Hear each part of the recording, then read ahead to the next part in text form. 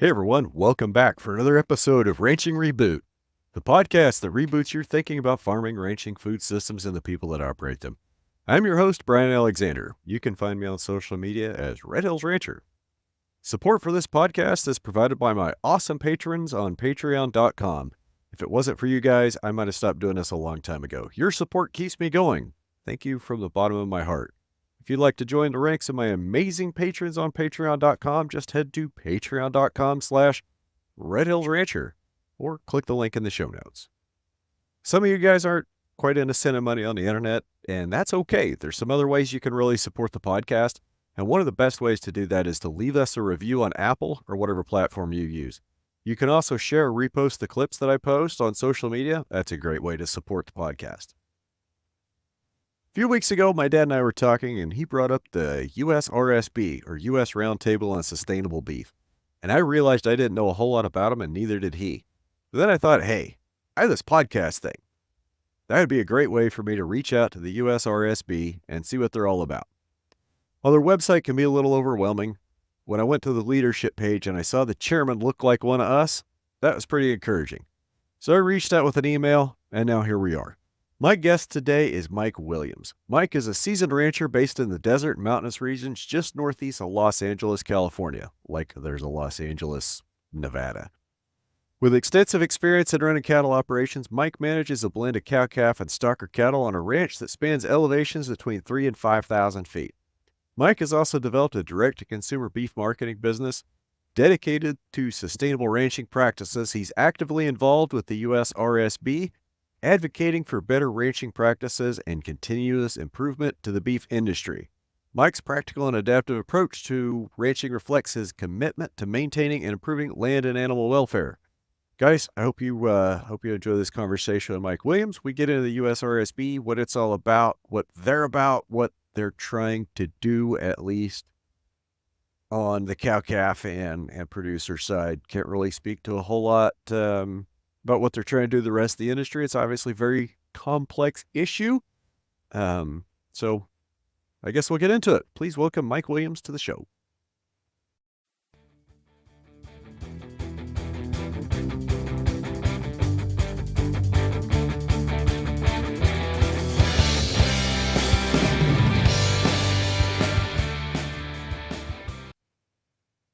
Mike, I really appreciate you taking the time to join me today. Thank you very much. How are you? Glad to be here. I'm good. Thank you. So, well, why don't you get us kicked off a little bit and tell us a little bit about your operation and where you're at. Well, we run cattle in a ranch just northeast of Los Angeles in Los Angeles County. It's high desert country, technically mountainous. It's probably lower end of our elevations, just under 3,000 feet, and we go as high as just over 5,000 feet.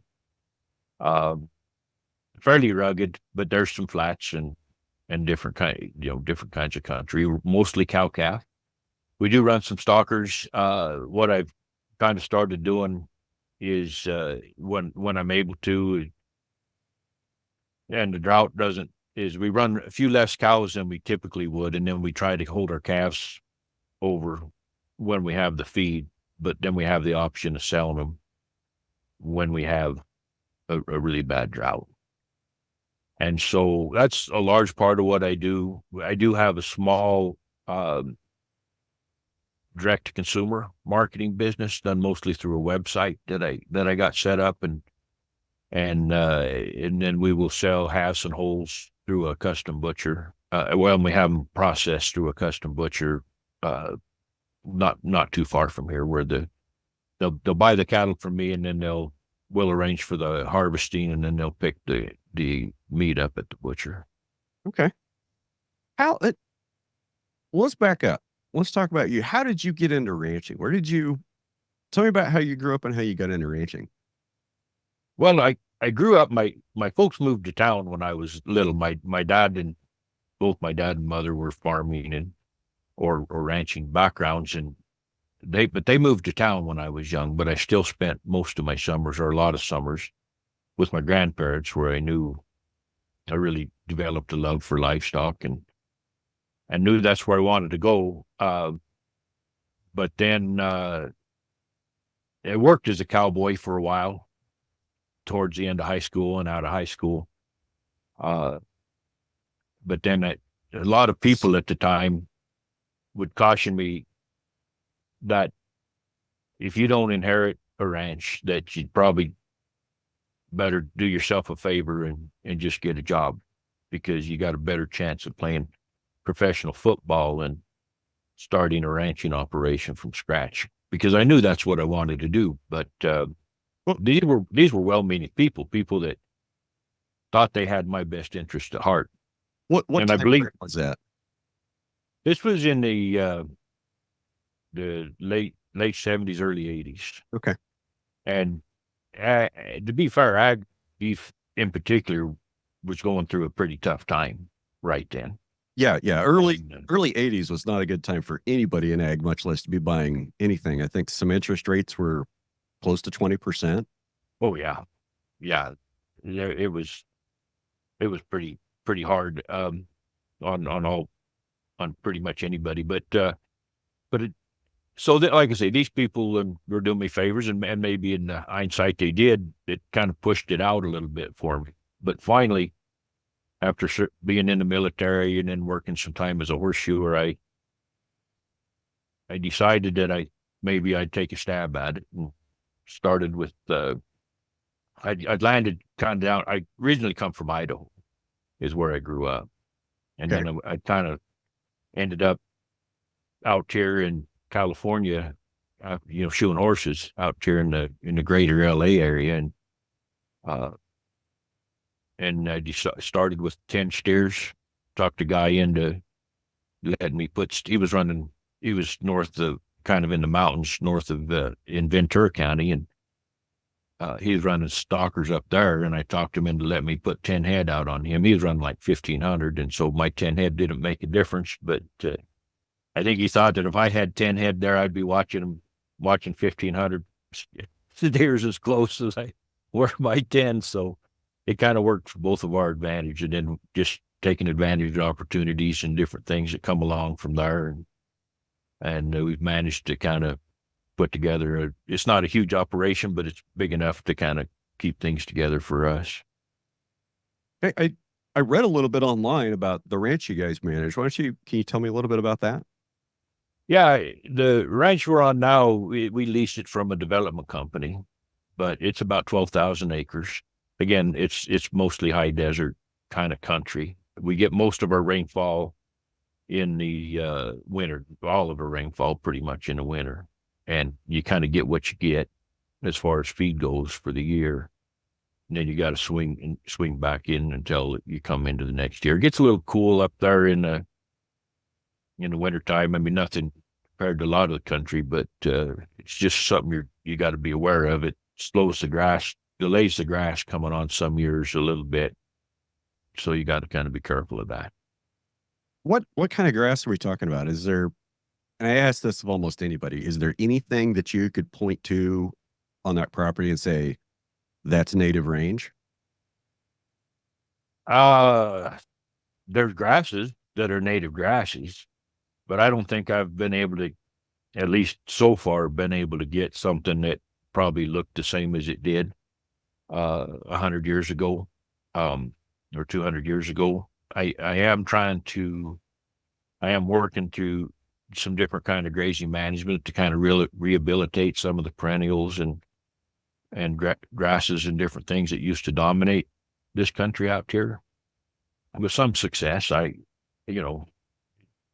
that's kind of undertaking that can happen overnight, but Yeah, for sure.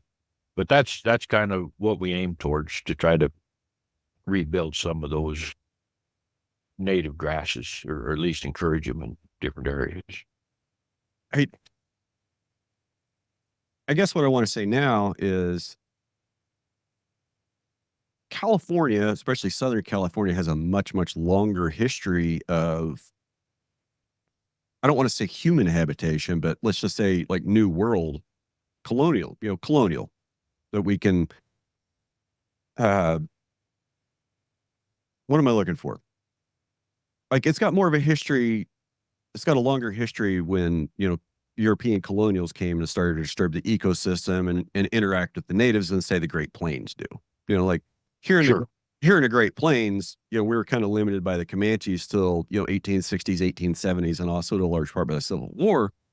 But like the part of California where you're in, there's places there that were settled, way before that, 17, 1800s, and even back 1500s by the Mexicans and the Spanish, right? Um, I'm not, I'm not sure it goes all the way back to the 1500s in California. I don't know exactly, but for some reason, I was thinking they come up here in the early 1700s. The Spanish missions and Right. stuff. But I could be wrong about that. But whenever it was, they've been here a while. And And go ahead. and I think what I was getting at was I some of our observations in the Great Plains, are just from a very, very limited window. Like 1850 to 1870 is when a lot of the observations on the plains were made. And I think it's a pretty narrow window, but we also have a pretty decent idea of what the native species were like here on the plains. And I'm wondering if we know what that is, if people in your area know what that native plant community would have looked like, or if there's just been, 300-400 years of colonial disturbance and bringing in new plants and new organisms, if there's anything that looks like native range left. Yeah, I mean that's a good question, and I know they have some idea based on this. The Spanish kept pretty good. There were pretty good records of what they found and what they had, and and documented the plants and the species that were here and the fish and when they saw the fish and the different native populations. So there's the those missions had pretty good records of what they saw. Now, to the extent that you could build a model of what a range would look like, um, I don't know how complete that is, but I know they have a pretty good idea. It was dominated. There were a lot of perennial grasses out here, uh, all over at the time. And I used to have a lease ranch there more closer to the coast and we caught a lot of that more coastal weather that would have been a lot more inundated with those early Spanish mission cattle. And so, a lot of the discussion around them was that cattle had transformed that rangeland from perennials to annuals. But I think one of the things that's important to think about is that the perennials are really good plants in a lot of ways, but the annuals aren't all bad either. Uh, and so, especially if you're when you're running cattle, you're mimicking nature to an extent, but you're not going to replicate nature. So Right. You got to incorporate a lot of different ideas into or at least my opinion is you got to incorporate a lot of different ideas into your management strategies and what you aim for. And you, annuals, maybe you don't want your pasture to look like it did 1,000 years ago because you're trying to support production at a level beyond what elk and deer would require. So, I mean, I don't know how that all fits in. I don't think anybody does, but I think it's a process that we go through, that guys like you and me go through on a yearly basis, is trying to figure out what's the best thing that I can do for my land and for my cattle with the resources that I got.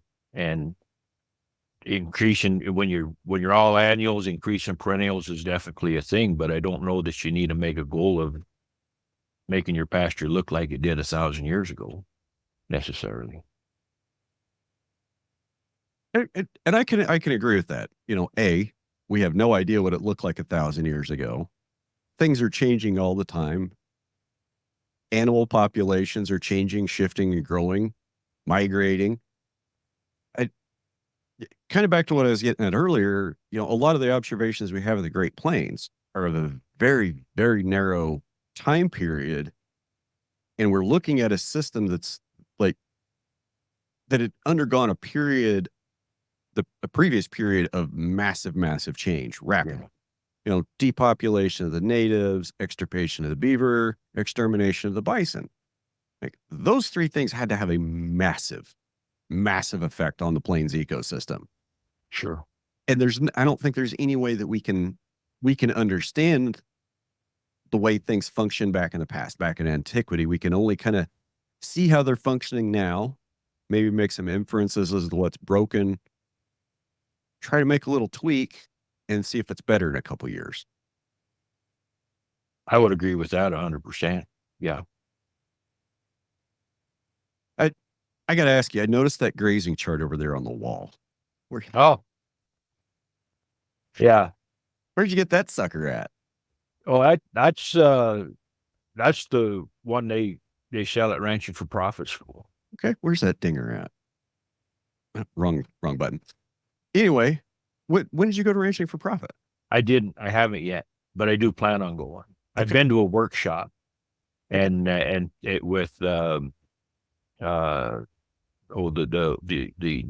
Dallas, but Dave. Yeah, he come out and did a workshop here for us a couple years ago, and we wanted to do a grazing management. It was part of a pilot project I was doing through the USRSB, where we tried to incorporate grazing management practices and some other metrics as far as improving ranchers' operations. And anyways, in that process, he talked about this chart, and it's been about the closest thing I found to being able to keep track of that grazing as far. So I'm not a full-on alumni rancher for profit, although I intend to be. We won't hold that against you. I promise that I won't anyway. I don't know what anybody else will do, but I won't hold that against you. Yeah, Dave, I had the privilege I've known Dave Pratt for a very long time. Okay. He's a great man, great educator. And Dallas just has so much positive energy that he brings into the classroom and his facilitation style. It's really infectious and really powerful. Oh, I've been twice, probably should go again. Probably need to get back involved in Executive Link just so I have some accountability other than to myself. But I think it's a really great program, and I encourage everybody to go. Sure, I can see. I mean, I've seen some of the videos on YouTube, and like I say, I've had this workshop, and haven't been through it. I can see the value in it. It's just a matter of getting it done. When you go, I'll give you one piece of advice. There's a very strong temptation Monday afternoon to go hang out at the bar with all your new friends and have a few drinks. Tuesday's economics. So just be ready to have a fire hose stuffed in your mouth full of numbers first thing Tuesday morning if you go to the bar Monday night. I can only imagine. I've read his book. In fact, I got it right here, the turnaround, where they get into some of that. So I can only imagine what that's like. Yeah. So a few minutes ago, you mentioned the USRSB, which is one of the things that we kind of want to talk about today. So what is the USRSB? USRSB stands for the U.S. Roundtable for Sustainable Beef. And what it is it's a cross-sector organization where organizations from ranchers, producer organizations, as well as other sectors, of the supply chain, feeders are there. You got packers there, and retailers. You also got those sectors. Then you got civil society, which includes the educational institutions and NGOs like Nature Conservancy, okay, and World Wildlife Fund, WW Ducks Unlimited. There's several of those. And then you got your allied industry, which includes companies that sell products to the beef supply chain, like Elanco and Merck and companies like that. So you got across sector, all sectors involved in beef, the beef supply chain, kind of come together, and you and to discuss the sustainability issues facing beef. It's been in the organization for, I think, about 15 years now.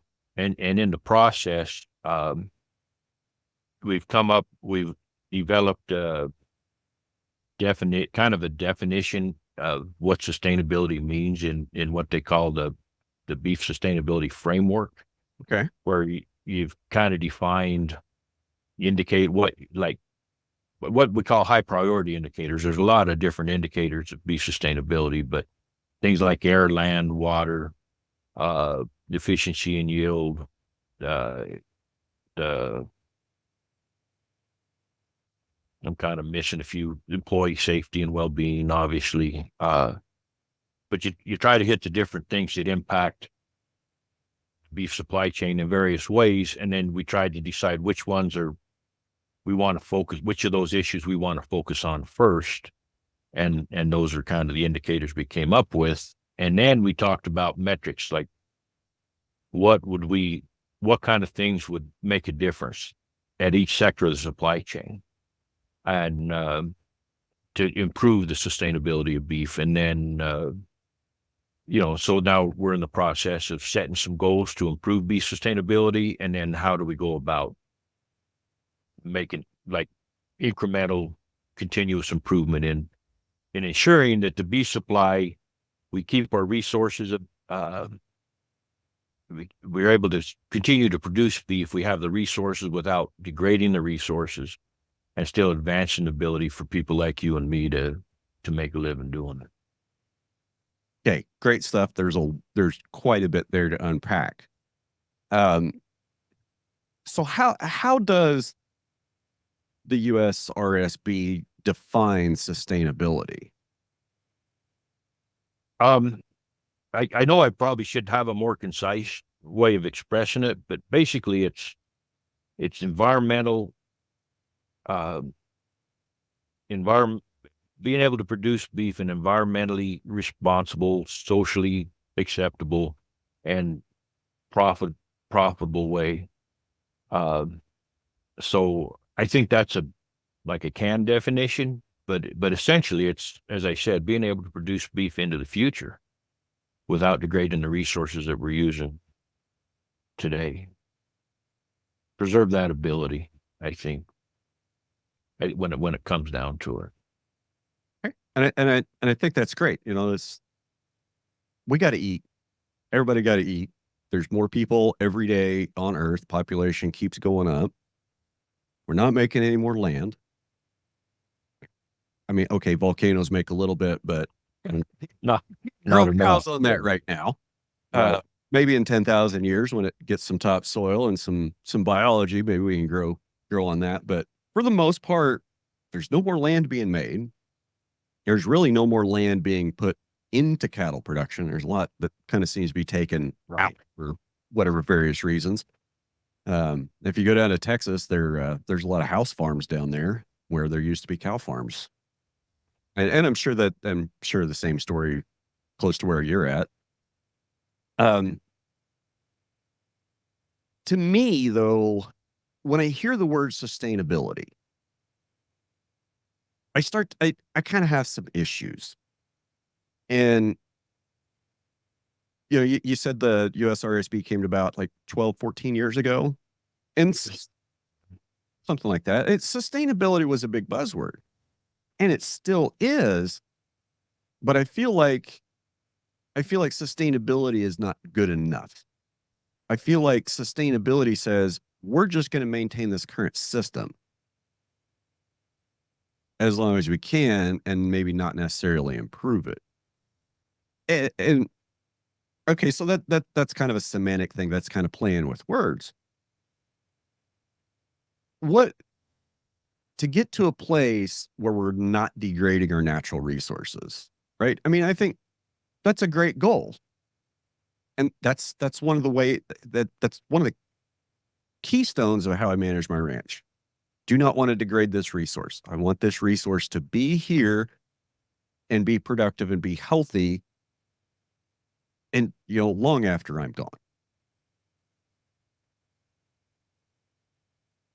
But it seems like there's sectors of the industry that don't want to change, that want to hide behind, well, we've got to feed the world. We've got to do this for efficiency. We got to do this for profit. We got to do this for whatever reason. And okay, I'm talking about feedlots. I think feedlots are gross.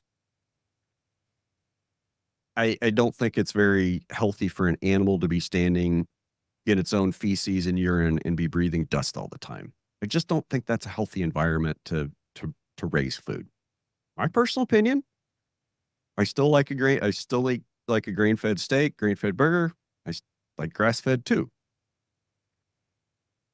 But when I look at the beef industry as a whole, I look at the feeding sector and I say, that's where we could really make some big strides. That's where a lot of things I think go off the rails, is in that last 3-4 months of the animal's life cycle. You're a cattleman like I am. Like, the best thing in the world is to go out and see your cows with brand new baby calves this time of year on green grass, right? Oh, I'd agree with that. Yeah. And it bothers me to see cattle standing in a mud pen, eating out of a concrete bunk behind steel bars. I get it though. It's efficient. The grass-fed doesn't scale. It's not available all year. There's availability concerns, there's production concerns, there's a lot of variability concerns. I get all that. But I see the environment we put these animals in a feedlot, and then I see what we're feeding them. We're feeding them number 2 dent corn, and we're feeding them soybeans, which a lot of those are grown here in the Great Plains, off up into Nebraska and into Iowa. Well, in California, don't you guys have to import like 70 to 80% of your grain-based cattle feed? We have to import most of our feed. I don't know I don't know what percent, but it's a lot. Yeah. Okay. So what I'm getting at here is, inadvertently, there's a lot of, environmental degradation going on because of monoculture farming. To grow the number 2 dent corn and grow the soybeans, alfalfa, and the cattle feed to feed the mega dairies and the mega feedlots. And it's odd that that's not being addressed.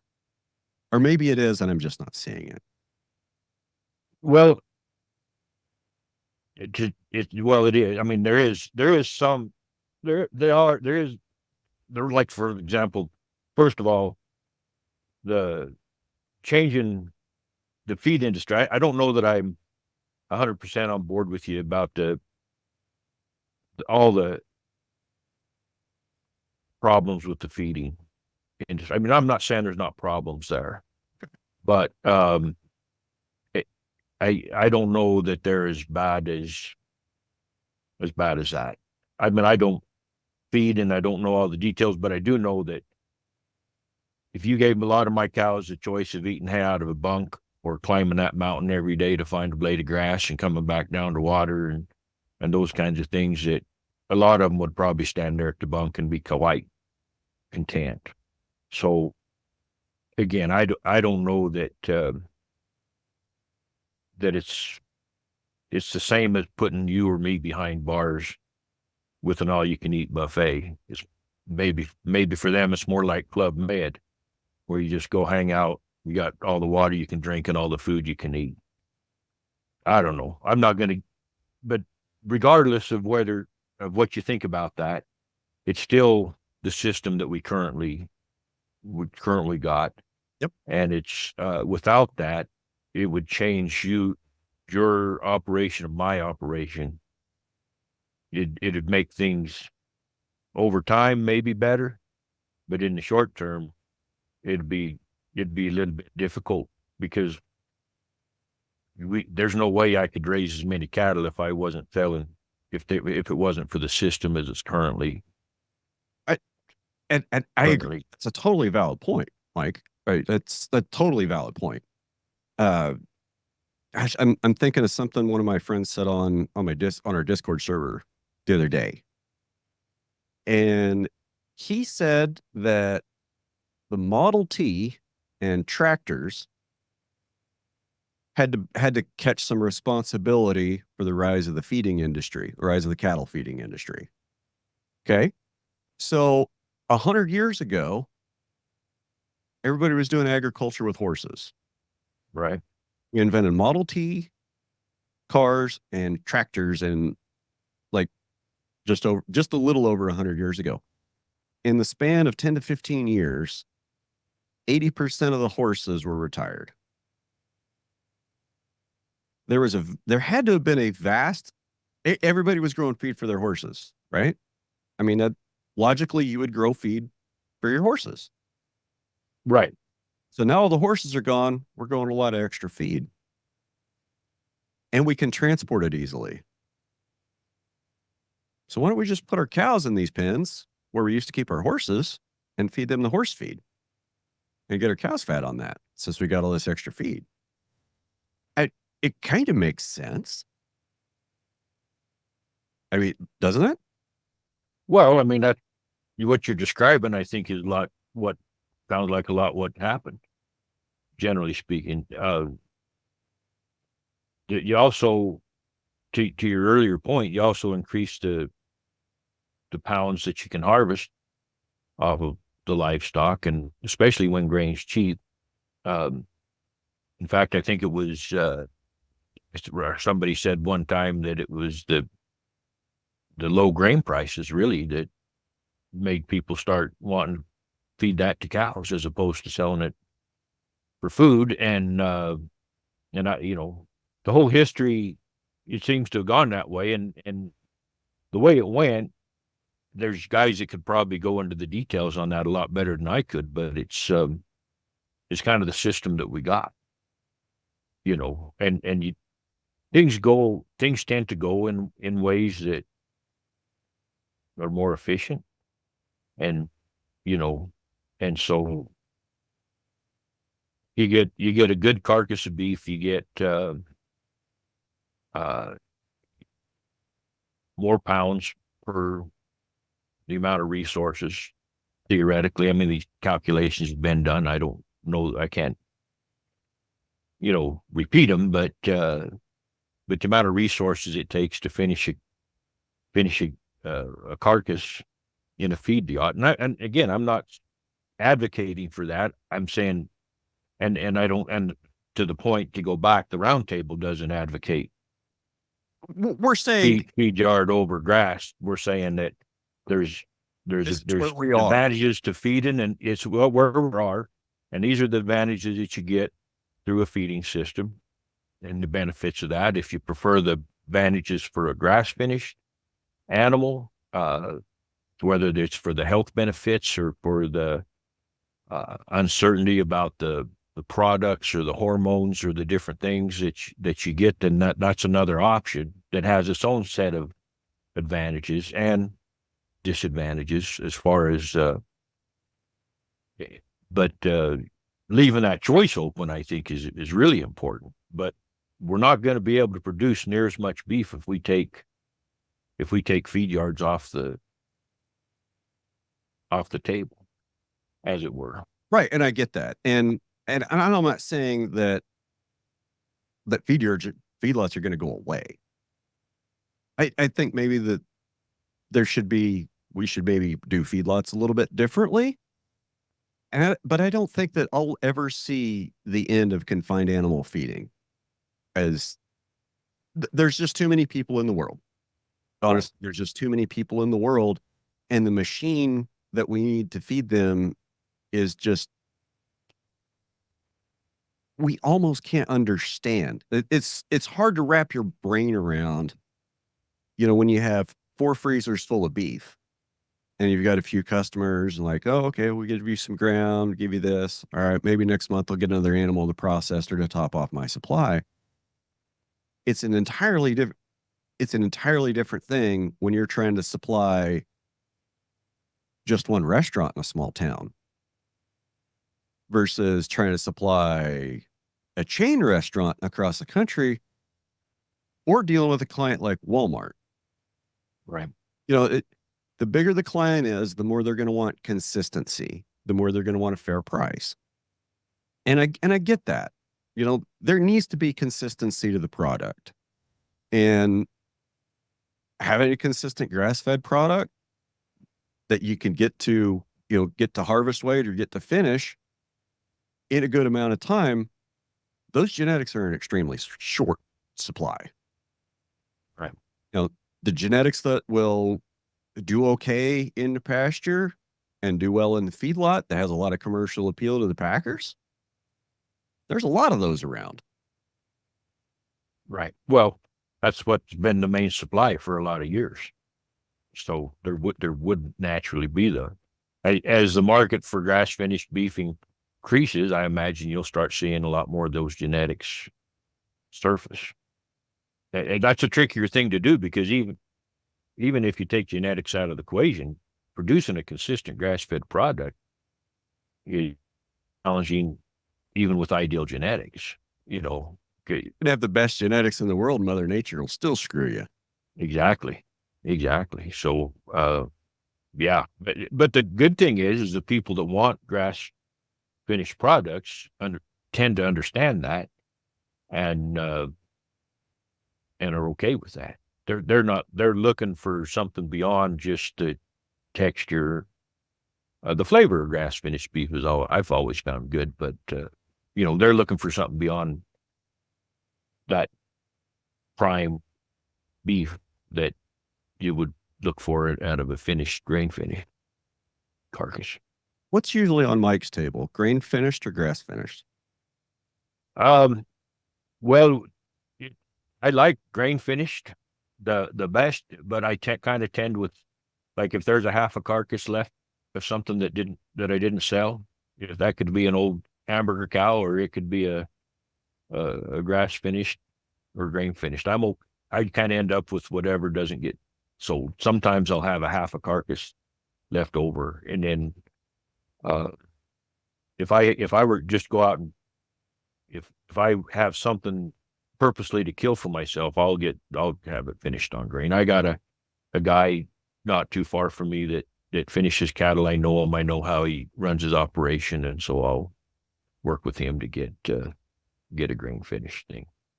But I'm not afraid of the stuff in the grocery store either. Don't misunderstand me. I can get a little cheaper this way, but I'm not afraid to buy a tri-tip at the grocery store.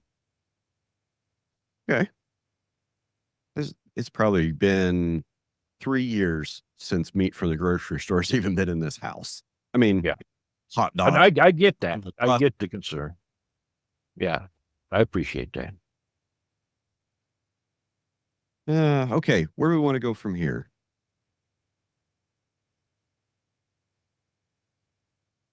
Well, I'll just back up, but something like I say, as far as sustainability, your point is very valid about the amount of feed, the amount of land, and the way that's all farmed. As far as the overall sustainable picture of food production in the United States, and how much of that goes to beef is something that is on the radar of the USRSB. It's not. We have what they call it, the Feed Sustainability Task Force, where we have some people from our organization working with some farmer organizations to discuss the issues involved in cropping in farm, that kind of agriculture. But our primary focus is more on the stuff that's directly in the beef supply chain. It's on our radar, but it's not our primary focus at this time. Because I guess the feed growers are going to be upstream of the actual beef supply chain. There would be suppliers into the supply chain. Right. Right. And so, like I say, it's on our radar, but it's not our primary focus. We are involved in some groups and conversations that talk about that stuff, but it's not our main effort. We do talk about what it takes to make feed yards, well, all sectors, like whether it's the cow calf, stocker sector, the feed yard sector, what practices make them in more sustainable, like nutrient management type of things, animal welfare concerns that you addressed, that you mentioned earlier. Those kinds of things are something that we do have some metrics on and do have some discussions about for sure. Hey, so the metrics. Metrics are the things you measure, the targets you're trying to hit. And I noticed that's like, if you go onto the USRSB's website, which is probably usrsb.org. Palm, I think, maybe org. Yeah, you'll get there. Yeah. I'll get a link in the show notes. You guys will find it. So they have links to self-assessment tools. And I went through the one for the cow calf pasture guy. And I think I can't remember if it was like 88 or 94% that I scored on a self-assessment. Like there are a couple little dings, which, they're kind of the same dings that I got from Food Alliance, from Blue Nest. And okay, I accept that. And I did that a couple of weeks ago. And some of the questions were just kind of like, okay, well, this is pretty basic. This is pretty basic.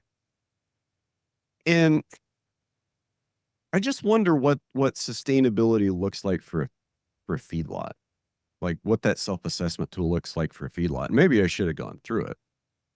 I haven't taken it. But I do know that it involves like a nutrient management plan. I know that's one of the things that they discuss. They also discuss animal welfare, the BQA certification, things like that are mentioned.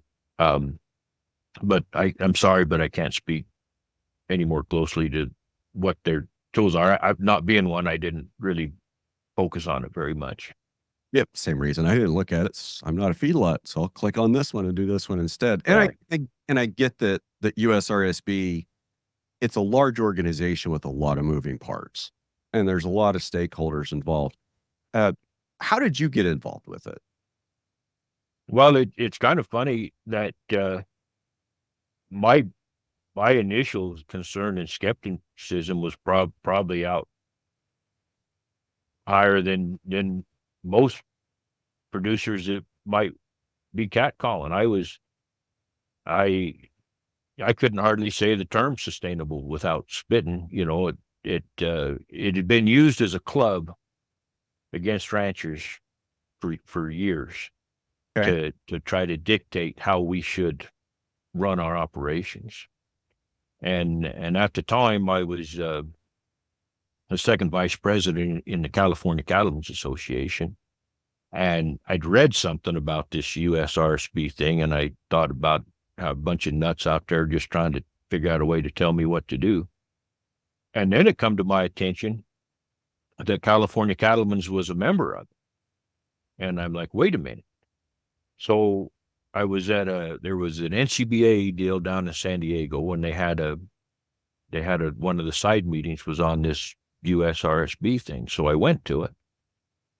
And I was comforted in that meeting somewhat at the conversation that was going on there, that it seemed to be there were some producers there, that they weren't, like, as far as I was at the time, would consider a sellout to cow calf guy. You know what I mean? They were working on trying to make this something that made sense. But I went to the executive vice president of the California Cattlemen's Association, Billy, and I says, well, who's keeping an eye on these? We're members of this. Who's keeping an eye on these guys? And he says, well, we had a guy that was going, but he kind of got sidetracked and busy. He says, do you want to do it? Well, no, but somebody needs to do it, and so my involvement initially was more to keep an eye on things and to make sure that this organization didn't go in a direction Was it one that of the would. things keep your friends close and your enemies closer? Yeah, yeah, that was kind of it.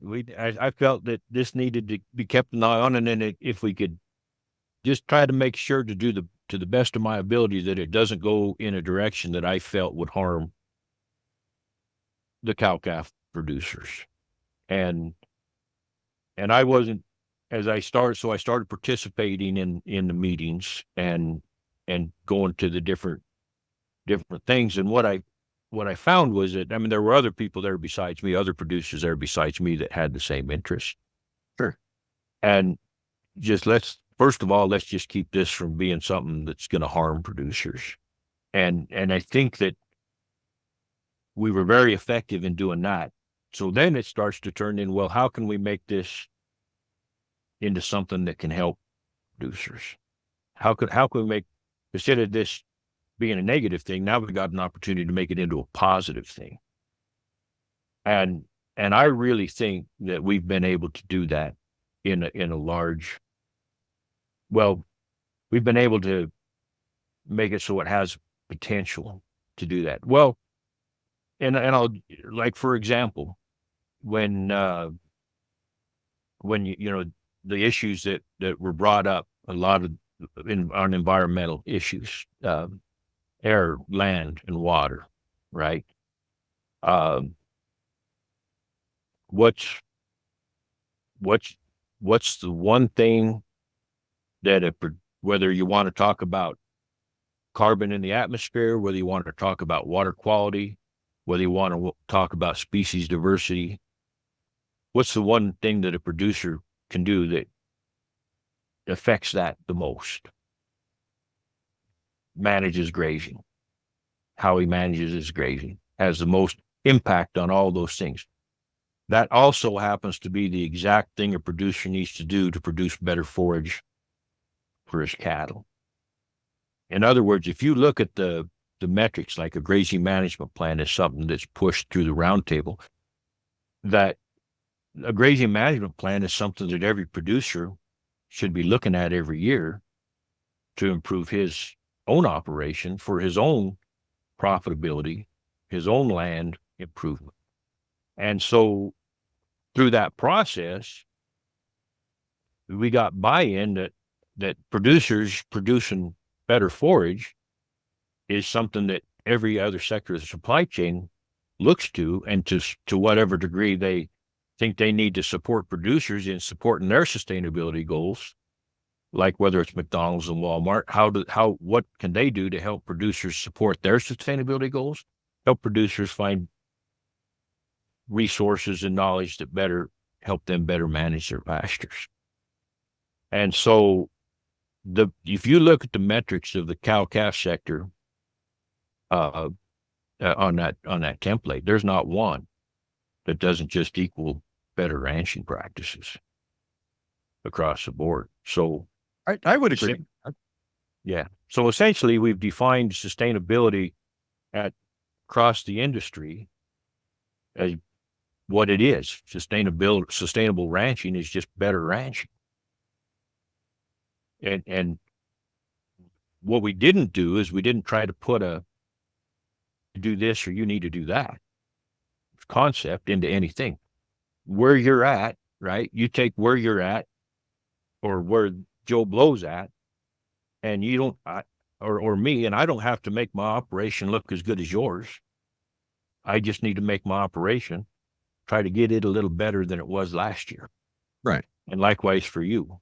It's not about minimum standards or anything like that. It's about a continuous improvement, gradually and continually improving your operation as you have the resources and the knowledge to do so. And then to the extent that we can, we help facilitate the opportunities producers have to get those resources and to get that knowledge.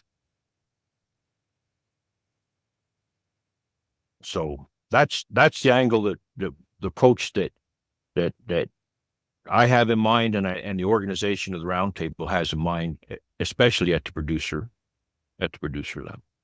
Okay. And I think that's all great stuff. But, again, that's great for the cow calf guy, which, that's who we are. I still have questions about what's being done, in to address feedlots, to address the feed going to the feedlots and the environmental problems with that. And I guess, let's be honest. If it wasn't for feedlots, do you think the animal rights activists would have an argument? I mean, and let's lump in hog and chicken barns in there too. Well, I don't know enough about hog and chicken barns to. I do know a little bit about feedlots. That I don't. I think that the pictures that come out of feedlots can have a negative impact, and I do think there are some poorly run feedlots that contribute to the narrative. But there's some well run feedlots, and if you've been on one of those, my concerns to that extent are modified a great deal. There's some poorly run cow calf outfits where them range lands are getting. It's not they're getting grazed down to dirt continuously. Well, they all don't the have a time. grazing plan. They don't know how to manage their forage. They just put a few cows in the pasture and go look at them a couple times a year. And those guys would give ranchers like us a bad name to environmentalists, the way a poorly run feed yard would give an animal rights person some heartburn. So I don't know that I'd be ready to cast rocks at feed yards just because the environmentalists want to target them. That's while some of their criticisms are fair, they're largely exaggerated, and I don't have a lot of confidence in the criticisms of a lot of the environmental groups that go about. But to your point, poorly run feedlots are abusive to animals. I would agree with that, and there's no place for abusing animals as far as I'm concerned. And I agree with you 100%. But I kind of want to say, I think I want to believe that everybody in the industry is like that, that we don't support animal abuse at all, that we want the job as quickly and efficiently as possible, that's safe for people and safe for the animals with the least amount of stress possible. They're living animals. They're going to do unpredictable stuff. And we're people and we're subject to emotions. And with almost every crew that I work with, whether we're, running cows through the chute or branding calves, I'd say that the stockmanship, the corral work has gotten so much better since the mid 80s. Oh, I would agree. Yeah. Wow. There was some, I grew up watching a lot of poor stuff, poor stockmanship, some kind of brutal horsemanship.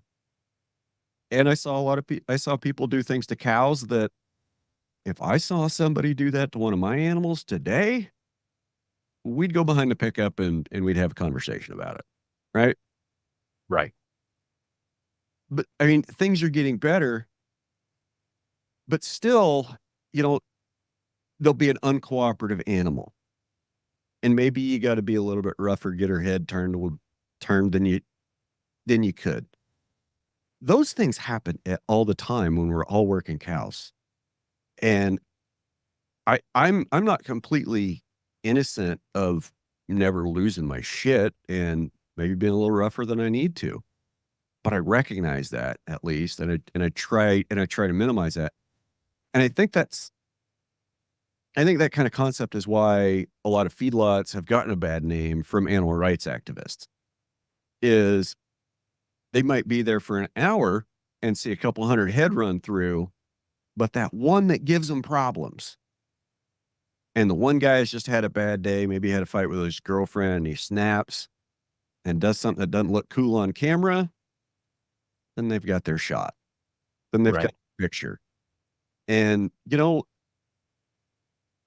pictures don't often tell the whole story. They can tell a lot of a story, but not the whole story. And I think that's what gets missed a lot of times is we don't see the forest because we're looking at a leaf. I agree with that. I agree with that. And the whole process that you outlined, I mean, that's kind of been my journey. I had a real similar journey in how I worked on a lot of outfits early on in my life, and then what I tried to do now is definitely, and awareness of stockmanship and how that affects your herd, and is I think a lot higher now than what it ever was. But and your point about they do take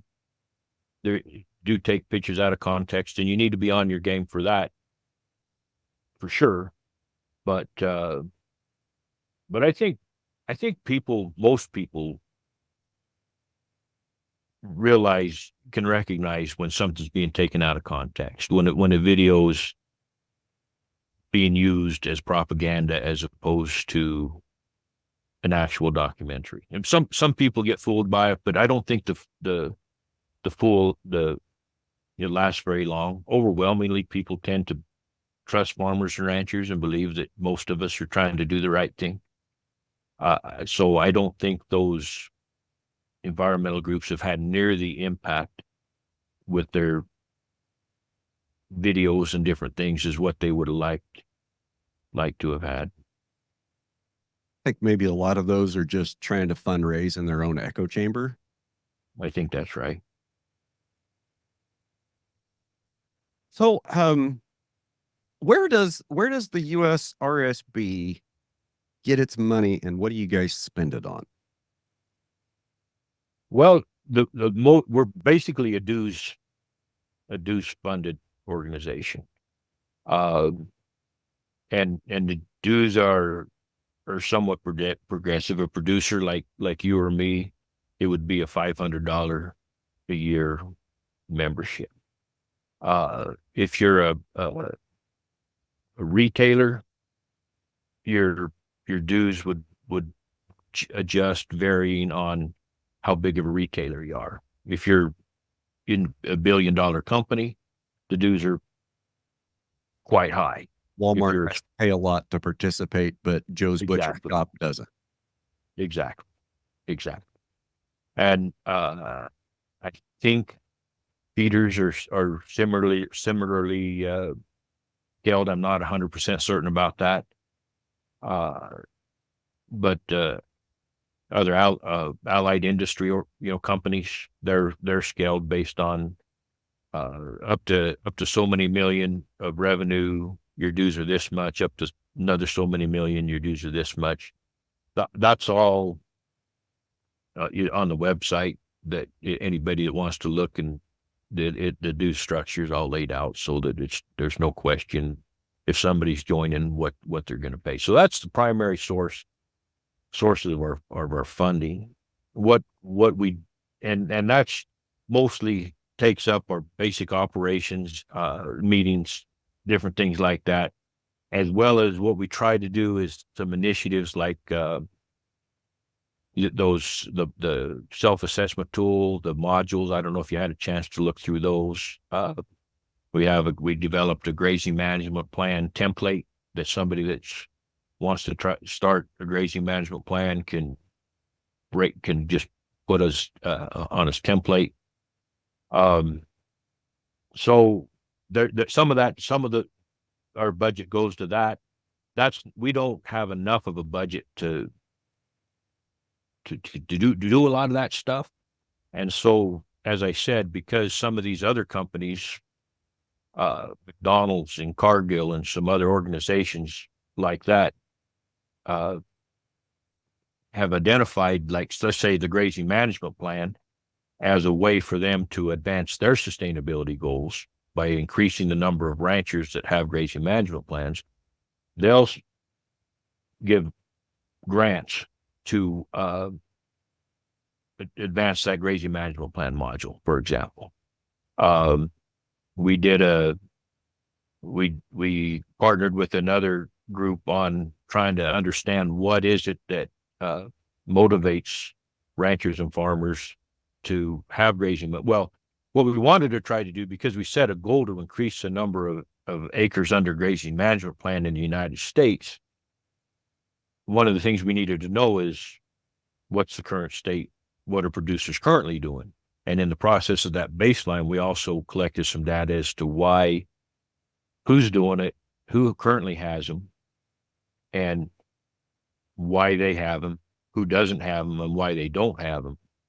And so we could get some insights that way to better communicate, to know who we need to communicate with and what resources we need to provide. And so these companies also help donate. They donated through grants some money to help facilitate that expense. So different projects that we identify that will be helpful in advancing sustainability, we try to put money towards that. And then what we don't have, if it's worthwhile, then we also can get some donations, things like that. Okay. Like, one of the things that let's just say somebody wanted me to poke about was deliverables. And I'm not sure what that really means in this context. It's kind of put to me to ask whoever I got to talk to with the USRSB about what are some actual deliverables that the Roundtable can point to, and some targets that have, or maybe some targets that have been met and that are still in progress. Well, that's a good and that's a very fair question. And whether you or your friend, don't be afraid to poke any way you want. But and because that is a good question. What are we actually doing to advance beef? And I think the first step that we accomplished, as I mentioned earlier, is we managed to coalesce the industry around a definition that is pro good ranching practices. So once we got that in place, then we said about, well, in order to, if we decided this is good, then how are we going to advance these good by, so we set some goals. And the goals is, and so this is where your actual deliverables would come in, is like one of the goals we want to advance the number of lands under a grazing management plan. I forget the exact numbers, but the significant amount. We want to get more producers doing better grazing practices. Now, what better grazing practices means, it means different for me than it does for you. Exactly. So we're not dictating what better grazing management. It's the idea is, if you just start, and that's why we settled on the metric that we use, is get the plan going. Because if there's a plan going, that means you're thinking about it. That means you're probably measuring something, whatever you think's important in your area, and however you think is best for you to measure that. And so once you start measuring something, then you're going to start looking, well, how am I achieving that? So the idea is if we can get people started planning and incorporating those concepts into their ranching operations, we're going to improve their land and water resources. That's the idea. So our deliverable to start with is, we got the goal, and that's goals isn't delivering, but what we're going to, by a certain date, we're going to our goal is to increase the number of grazing management plans. And in doing that, we're working with, like I said, we just kind of got our baseline set, and then we're working with industry partners, in groups. We're working with the retail supply chain partners in order to help bring the resources and the knowledge to ranchers. Another thing we're doing is we're looking at where we're at with the science and what where the gaps are in what we understand as sustainable and what we know and what we don't know. We're meeting with we're partnering this fall with a group, farmers, FFAR, farmer, and anyways, it's a group that looks at the science, the state of science in agriculture. Okay. And so I apologize, I can't remember these acronyms off the top of my head, but they're a recognized in group as far as scientists and academics that we're going to work with them in identifying the gaps of knowledge in where we're at as far as grazing practices, as far as genetics, as far as the different things that can advance sustainability in beef, what we understand, what we know, what we don't know. So we're trying to get a handle on where we're actually at with the science on that. That's one of the things we're currently working on. We also have developed what we call a program. It's a program recognition. The USRSB does not and does have a sustainability program per se, right? We're not going to certify somebody as you got a sustainable operation or you don't, right?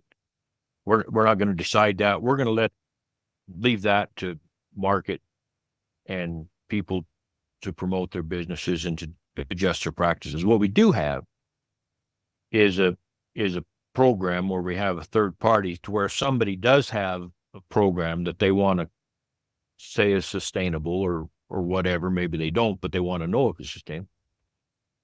They can apply to be recognized as in alignment with the sustainability framework.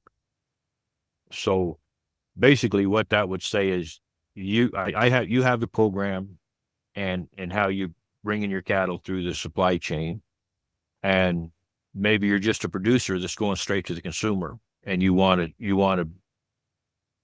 outside body that has done some work on this to identify for those that might not otherwise know that you're in alignment with sustainability framework. And so you can do that, or if you could apply to be recognized, your program to be recognized as in alignment with the framework that we have, if that means anything to you or not. But that's an opportunity for companies to do that. Okay.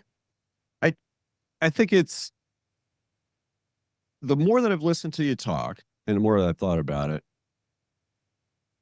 encouraging people to have a grazing plan seems like something that's just basic. Right. And I don't know if it's just me. Every once in a while when somebody says, "What's a grazing plan?" I'm just flabbergasted. Like, you don't know what a grazing plan is? What are you doing? But I get that there's just a lot of people that the term grazing plan is kind of a foreign thing for. And it is the right place to start, because if we can just get you to manage your land just a little bit better and see the benefits of that, it just, once you kind of get started down the road, pasture management and managing your rest periods and your graze periods, and you start seeing the benefits on the range, Right. Why would I don't think anybody goes back.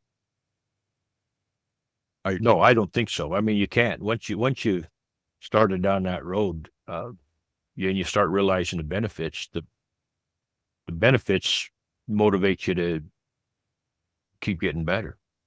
I mean, you got to manage your expectations, I think, to some degree, and that's why you don't try to bite off more than you can chew. I know I've seen people kind of do that, and then they get a little overwhelmed, and then they fall kind of back a little bit. I've seen that happen. But as long as you manage your expectations of what you can do physically and financially, and focus on incremental improvements, nobody. It's in fact, it's hard to slow people down once they get started down that road. One of the biggest challenges, because I run into this when we did that. I was trying to recruit people to go to that little grazing management workshop that we did with Dave Pratt, and I particularly can think of one person that, when I was trying to encourage him to sign up for the program, and it was like a deer in the headlights. Like, well, what are they going to expect me to do now? If I go there and if I learn something, I'm going to have to come out of my comfort zone. This is an older couple and they were fairly established in their deal. But How do you mean ranching for profit? There's no money. Well, we've kind of been brainwashed into thinking things like that. I think it's so much nonsense that but we've kind of heard that, and I don't think that. I think there's that mindset is detrimental to our industry. Here's the thing: when you can take this concept in sustainability, it is because I've heard a lot, and it's not and it's a valid point when you bring up sustainability to a ranch, particularly somebody that's been, maybe they're the fifth generation on a ranch, and they'll talk about how I've been here for 5 generations. Is that not sustainable? And that's a valid point. It is. It has been, for sure. Well, but if when your great grandpa got the land, if you had shoulder deep grass and no trees and running water in your creeks, and now your grass is maybe ankle deep at best, it's half covered with cedar trees and all your water's gone, have you been sustainable? Well, managed to sustain a ranch operation, sustain a lifestyle for yourself. Well, and not only that, but there's nobody ranching the same way today as they did in the 1870s. I mean, I don't know, maybe there is, but I don't know anybody. And in the 1930s, they were ranching different than they did in the 1870s. And in the, 1950s, and we're not ranching the same today as they did, well, when me and you, in the 80s, when I started, for sure. So, changing and adjusting, using the technology as best you can understand it, the understanding of how to manage grasses. As these new things come along, adapting and improving is a must if you don't want to be the one that loses that 5-generation ranch. You need to be on your toes and paying attention to all the opportunities and all the knowledge and all the resources that come down. Because if the idea is beyond us, and in 50 years, they'll be looking at things that we couldn't even conceive of right now, I imagine, at ways of managing their pastures and things like that. It's probably I think there's a new point that in 20 and 40 years, the guys running our property will be looking at us going like, man, those guys didn't know anything. And they'll probably be right, but based on what they know at that time. Yeah. But yeah, it's the idea of always looking to improve, to do your best with the resources that you got, I think is the way it lays out. And I agree with that. And I want to loop back to the word sustainability. The root of that is sustain, which means we're just going to keep that here and maintain this current state. I would like things to improve. I would like things to be getting better. And I won't argue with that. I mean, like I say, we could try to play around with whatever word makes the most sense, but I think that's the word we got to use in this context. And it's a word that's there, and it's something we've been able to work into this system. I mean, but your point is valid. It's not just about staying the same. it's about improvement. And if you don't get that, well, maybe the point is you're either going forwards or you're going backwards. And so in order to sustain, you need to improve, I think would be a fair way if you to say that maybe. But your point is well taken and understood. And the reason I kind of keep I don't want to say beating on that, but I guess I am kind of beating on that is that's the name. U.S. Roundtable on Sustainable Beef. But anyway, I'll leave that alone. I'll just go ahead and drop that. Okay. I don't know how else to answer it, but I do agree with you that it's about improving for sure. You didn't name the organization. You can't change the name. We're kind of stuck with it. It's been there for a while. And, 12 years ago when it was started, that was the conversation. I mean, in 2012, that was the conversation was sustainability. It wasn't until probably, I would say 2014 or 2016 that I really started hearing the term regenerative replace sustainability. Right. And to my, I don't know if did it replace it or it just add something to it. I don't know. I'm not really certain. I've heard different definitions of regenerative too. For me, like regenerative supplanted sustainability in the context of my operation, right? Uh-huh. I don't want to just sustain the current screwed up state that things may be in. I want to try to actively make tweaks to make things better that I can observe on a relatively long time scale, at least long time scale for a human being, which is 6 months. Right. No, that's a fair point. And it's what I would have considered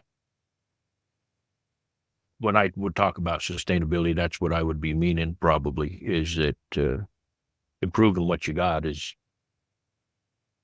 again, like I say, if you're not improving it, you're wasting it. But like I say, the name's the name, and I'm, we're kind of going. I think it does the purpose of what it's meant to do. In other words, it brings that topic across the supply chain in a way that a lot of people can kind of understand it. And then you can incorporate regenerative, how whatever, like I say, as that means to you or as that means to somebody else, would definitely be part of that. I don't see why that wouldn't be incorporated in it. You're probably at a fairly strong level in how you're producing your operation, but then you got the other guy that maybe he just started on this journey and just not doing more damage is the first step he needs to do, as opposed to, and then once he stops the bleeding, so to speak, he can start working on improving. Once we stop the overgrazing and the underresting. Exactly. Let's start there. Let's stop doing damage for those guys that are at that level. And the guys like you that are at a more advanced level, well, what's your next step? What's your, like, to your point with the regenerative, how do you improve this or how do you improve that based on where you're at? It's or what is an improvement? Or what? Well, and that's a perfectly valid point. Sure. I'm sure there's a lot of folks that thought they were improving the world when they came out to the plains and planted trees in the 30s. Right. Or tilled up all that wonderful sod that was growing some amazing pasture. I'm sure it seemed like a great idea at the time. Right. And that's a very valid point that I think we need to, as producers, and that we need to be aware of is what are the long-term consequences of what we're doing, for sure. Man, this has been great stuff, Mike. Man, I really appreciate your time today. Well, I'm happy to be here. I'm not quite running off yet. Where can people find you if they want to reach out to you personally or learn more about your ranch? And then where would you want people to go that have questions about the U.S. Roundtable for Sustainable Beef? Well, the U.S. Roundtable for Sustainable Beef has a website, USRSB.com. If you want to learn more about let me look here and see if I can make sure I get that. I can you do it here. Org. It's USRSB.org. Okay.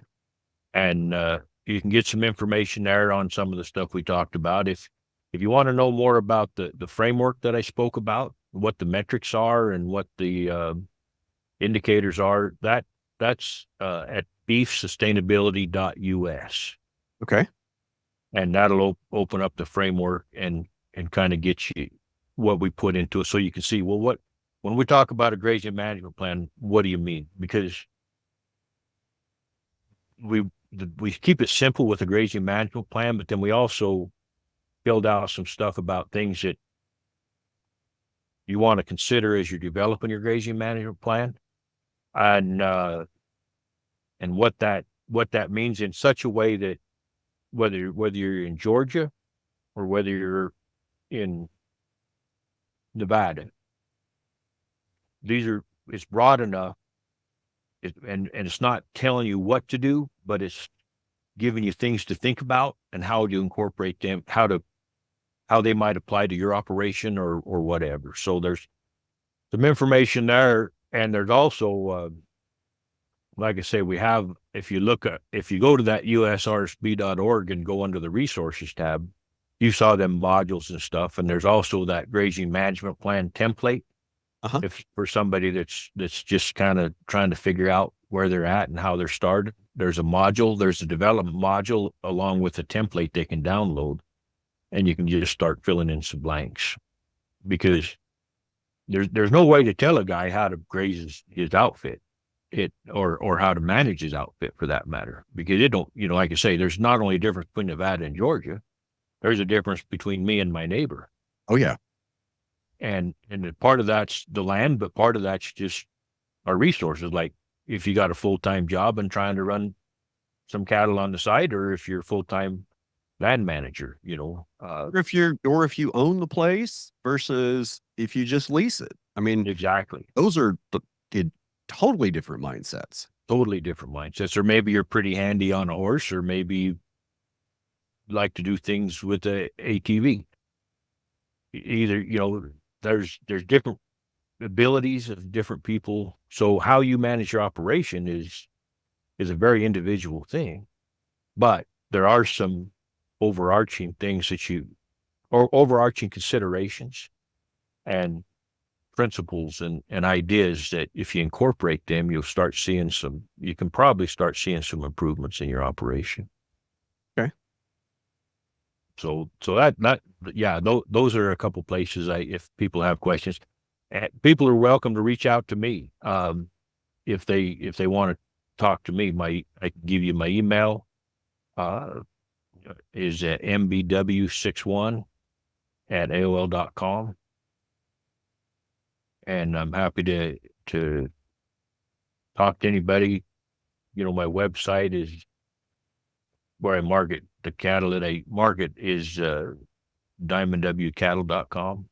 Okay. So that probably wouldn't help any producer too much, but with information, but I don't know. Got a little following kind of in LA on the podcast, so Okay. make sure that gets in there. I mean, just before we sat down to do this, I was kind of going through a few questions and doing some background. I looked up where Acton, California is, and turns out you're kind of like in between three friends. But aren't ranchers. That's fun. Ranchers. So I'm going to make sure that they know that they can come. Oh, good. Diamond W Cattle Company and get good beef. Okay. Well, good. Because I can't ship that far. Yeah. Have them reach out to me for sure. If they're looking, I'm out of beef for this year, but we can dang sure get them on the list for next. Okay. The way I do it is I'd like to harvest all my animals at the same time. Yeah. At this time of year, because that's when they're the fleshiest. Other times a year, it's not going to be near as good a beef as, like when you talk about grass finish, there's a certain time when they're I fat and happy, and there's other times when they're a little leaner, and it has an effect on the beef.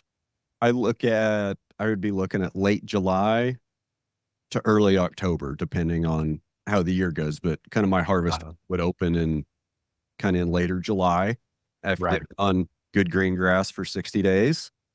And as long as that good green grass lasts, I mean, that harvest window is kind of open, but when it quits and turns off and you don't have any more green, you got to kind of slow that processing schedule down because your meat quality and your animal size is going to start going down until next year.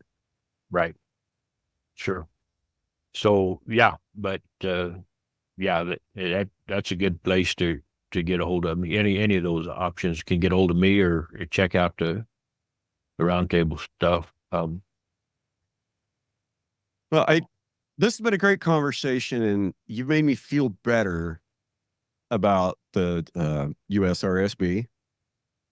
Well, and here's the thing to anybody that's listening, including you yourself, is if you got questions and particularly concerns, um, then I would encourage anybody to get involved, to come to some meetings, to see it like the way I did, see it for yourself.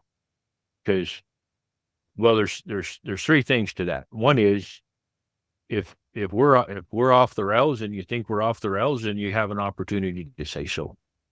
I mean, obviously in a way that's not going to be terribly offensive, ideally, but if you got some better ideas, there's an opportunity to present those ideas, and if they're good ideas, you might even get listened to that point. I mean, it's an open process. It's an open organization. Our meetings are public. And it sounds like, and correct me if I'm wrong, just cattleman to cattleman. When you look at the list of who's involved, and then you go to the website and you look at the leadership page, their names on there that, like, there's some guys on there that I've known for a long time. Hugh Aljo, Jeff Goodwin. Right. Known those guys forever. And I know where they stand. And then I see some of the industry partners that from my perspective has some pretty predatory practices or promote some things that I think are maybe going in the wrong direction. I see them listed on the partners, and I don't want to name any names because I don't want to get in trouble. And I was a little concerned because, Walmart's got some money, and generally what Walmart wants, Walmart gets. And well, they don't necessarily get it at the Roundtable. They're on there and they're a partner and they have a voice, but their voice doesn't count for any more than mine does, or yours would if you were there, or Hugh or Jeff, or it's a Roundtable. Walmart isn't running it, and to be honest, I think I wasn't there at the very initial part of, but the story is, and again, this is the story that was related to me, so it may be gossip, it may not, is that some of those big retailers tried to get organized in a way and impose some of what they considered sustainable practices onto the industry. That was what they had in mind, that they were going to decide what's sustainable and they were going to figure out a way to impose that on producers. And you could only imagine about how far that effort went. I mean, it's obviously not still existent. So what a lot of people realized is it was a topic that needed to be addressed. And you got players from all over the beef supply chain. So you put them in a room and you arm wrestle and do various things to decide how are we going to address some of this stuff. And again, it doesn't matter if you're Cargill or McDonald's or Walmart, you had a voice, and then I had a voice, and other producers had their voices. And so we kind of coalesce on everything, and we don't have to agree on everything. Like, you don't have to agree on some of the stuff in the feeder sector, but you could have input in through that process. See, when one of the things when we developed these metrics, uh, as far as what we could do to improve sustainability, it was producers that developed those metrics. It was packers that developed their metrics, and it was retailers and that developed their metrics. And then you'd come up with these metrics, and then you'd come back together with the whole group, and then everybody would push back on you.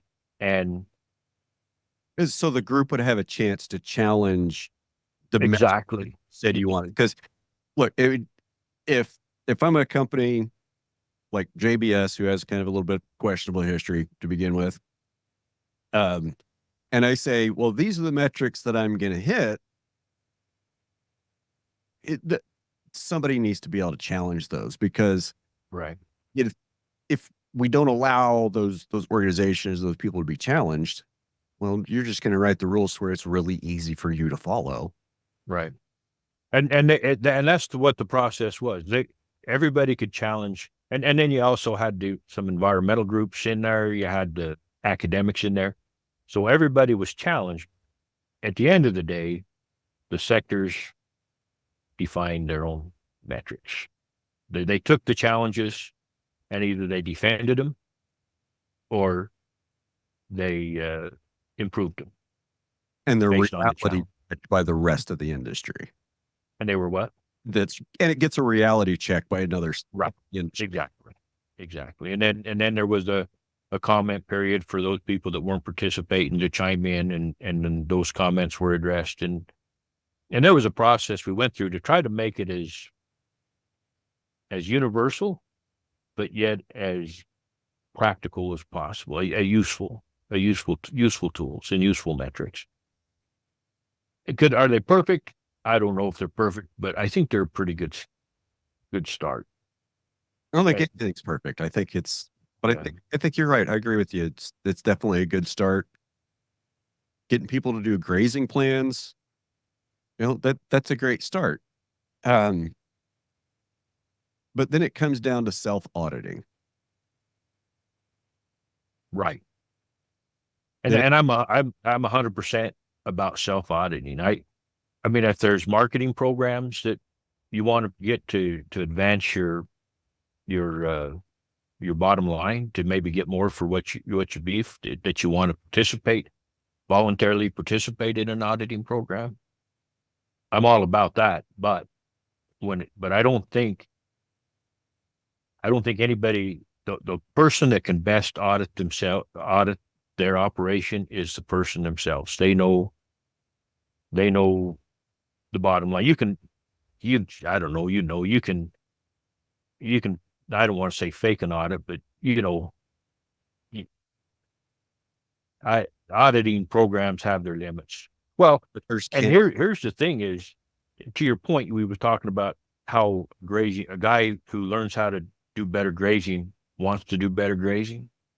Let's suppose that I just went and decided that because there was an auditing program that I was going to have a grazing management plan, because they'll pay me 15% more for my cash if I have one. But there's not a program there, but let's say there was. So that encouraged me to have a grazing management plan. It's a economic calculation in my mind. And so what happens as soon as that goes away, I do the minimum I can as far as a grazing management plan, write it down on paper, stick it on a shelf. I show it to the auditor, you know what I mean, or whatever the minimum is. I get my 15%, but when that 15% goes away, my interest in grazing management goes away. Right. But if I'm implementing a grazing management plan because I start to see the changes in my pasture, nobody's got to come to me with well, you need to improve more. I'm going to be like, what can I do to improve more? So the USRSB isn't about auditing anybody. We're we're about, well, it's especially at the producer level, we're about helping ranchers be better ranchers, whatever that means for them, you know. I think that's awesome. And like I said, you've really made me feel a lot better about USRSB, and getting to know you over the last couple hours. I think I feel better about the where that organization is at, where they might be headed with a guy like you. Well, I'm glad I could do that, but don't hesitate if you got some concerns. If you ever have concerns, to reach out to me, and because maybe if we're getting off track, maybe we need to hear about that too. Yeah, and get involved. You know, if you're, I'm not a joiner. I'm I'm not much of a joiner at all. But if you want a voice, you got to speak up. You got to go to the places. You got to go to the places where the people are assembled that need to hear what you have to say. Exactly. If you want to have input, you got to input. Yeah, you got to participate. Right. Exactly. I think that's a great place to end. Mike, really All right, good Brian. time. It was a pleasure. Oh, for me too. Oh, okay. Good. Have a great week. We'll see you. Thanks. Thank you for joining us for this insightful episode of Ranching Reboot. We appreciate you taking the time to listen. If you enjoyed this conversation, please consider sharing it with your network, and don't forget to subscribe so you never miss an episode. You can also find video versions of the podcast on YouTube and Spotify. For more information, to submit guest suggestions, or to connect with our community, please visit our website, www.redhillsrancher.com. Thanks for listening, and remember, it's not just about ranching. It's about rebooting the way we think about the land.